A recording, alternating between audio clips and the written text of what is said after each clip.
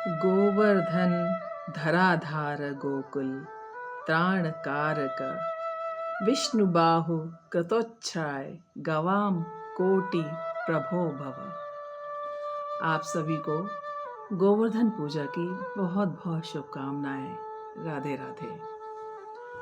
आप सभी जानते हैं गोवर्धन पूजा हम क्यों करते हैं। उसका कारण संक्षेप में मैं बताऊं तो यह है कि इंद्रदेव नाराज हो गए थे क्योंकि गोकुल वासियों ने कृष्ण के कहने पर, श्री कृष्ण के कहने पर इंद्रोत्सव मनाना बंद कर दिया था और उसकी जगह गोपोत्सव मनाना प्रारंभ किया था। तब इंद्रदेव को अहंकार हो गया कि मेरी पूजा इन्होंने बंद कर दी है, मैं अपनी इनको शक्ति दिखाता हूँ। तब उन्होंने तेज मूसलाधार बारिश की थी। तब श्री कृष्ण ने अपनी कन्नी उंगली में गोवर्धन पर्वत को धारण किया था और इंद्र के अभिमान को चूर किया था। लेकिन कहानी इसके बाद की है। 7 दिन लगातार दिन रात मूसलाधार बारिश हुई तो वो पानी कहाँ गया। उस हिसाब से बाढ़ आ जाती, यमुना में बाढ़ आ जाती, ब्रजवासी डूब जाते, घर डूब जाते, लेकिन ऐसा नहीं हुआ।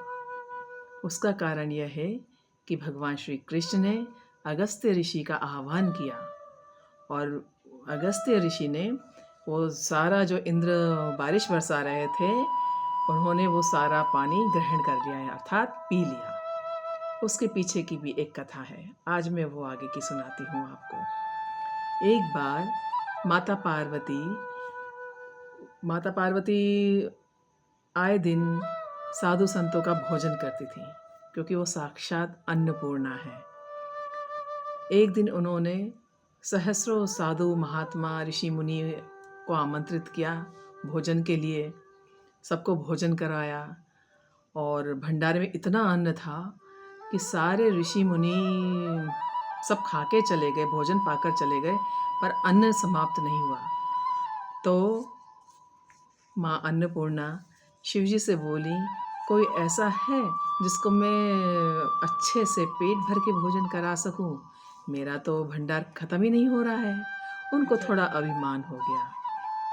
तब शिवजी गए और अगस्त ऋषि को आमंत्रित करके आए कि आप आइए, और अन्नपूर्णा ने आपको आमंत्रित किया है भोजन के लिए। अगस्त ऋषि आए, भोजन खाने बैठे। अब छोटी छोटी थालों में दासियां भोजन परोस के लाईं। अगस्त ऋषि बोले, इन छोटी छोटी थालियों से मेरा काम नहीं चलेगा, बड़े बड़े परातों में भोजन सजा के लेकर आओ। बड़े बड़े परातों में भोजन सजा के लाया गया। अगस्त ऋषि खाते गए। एक बार खाया तो पता पड़ा कि अन्न कम होने लगा है। माँ अन्नपूर्णा ने दोबारा रसोई बनवाई, फिर यही हाल हुआ। अब जब दोबारा ये हुआ तो माँ अन्नपूर्णा थोड़ी घबरा गई। वो समझ गई कि ये सब क्यों हुआ है। उन्होंने शिवजी से क्षमा मांगी, बोले प्रभु अब लाज बचाओ, अब कैसे करें, ये महाराज जी तो बैठे हुए हैं, भोजन प्रसाद पा रहे हैं। तब शिवजी बोले अब मेरे हाथ में भी कुछ नहीं है। वो विष्णु भगवान जी के पास गए, बोले अब तो जो वो कुछ करेंगे नारायण करेंगे। तब वह उनके पास गए, भगवान विष्णु के पास। विष्णु भगवान जी साधु वेश बनाकर आए और अगस्त ऋषि के पास बैठ गए और उनको भी थाल परोसा गया। अगस्त ऋषि के पास जब भगवान विष्णु बैठे तो उन्होंने थोड़ा ही खाते अपने पेट पे हाथ फेरा कि मैं तृप्त हो गया। और वो तो जगन्नाथ हैं, जगत के नाथ हैं। जब वो तृप्त हो गए तो अगस्त ऋषि का भी पेट भर गया। वो बोले मेरा भी पेट भर गया, मैं भी तृप्त हो गया। वो समझ गए कि ये प्रभु हैं, प्रभु जगन्नाथ हैं। अब भोजन तो पा लिया, तृप्त हो गए, पानी पीने की बारी आई। तब नारायण प्रभु ने कहा कि ऋषिवर अभी आप चलिए, आपकी ये प्यास मैं द्वापर युग में कृष्ण बनकर आऊँगा, तब आपकी ये प्यास मैं बुझाऊँगा।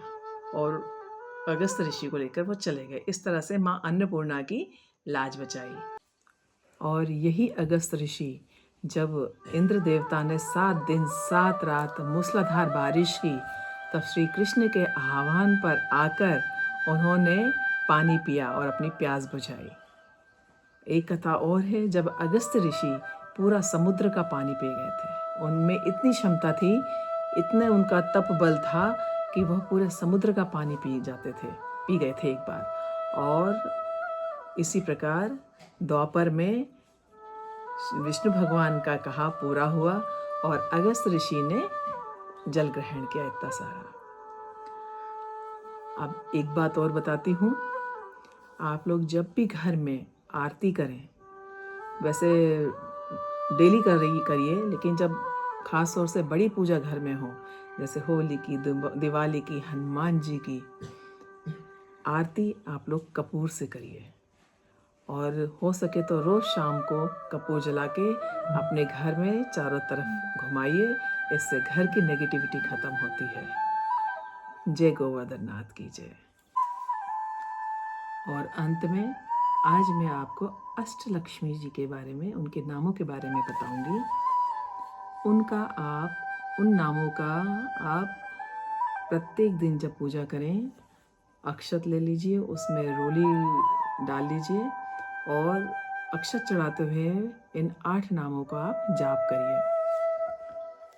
ओम आद्य लक्ष्मी नमः, ओम विद्या लक्ष्मी नमः, ओम सौभाग्य लक्ष्मी नमः, ओम अमृत लक्ष्मी नमः, ओम काम लक्ष्मी नमः, ओम सत्य लक्ष्मी नमः, ओम भोग लक्ष्मी नमः, ओम योग लक्ष्मी नमः। एक एक नाम लेते जाएं और अक्षत कुमकुम वाला लक्ष्मी जी को अर्पित करते जाएं। माँ लक्ष्मी की कृपा होगी। जय माँ लक्ष्मी।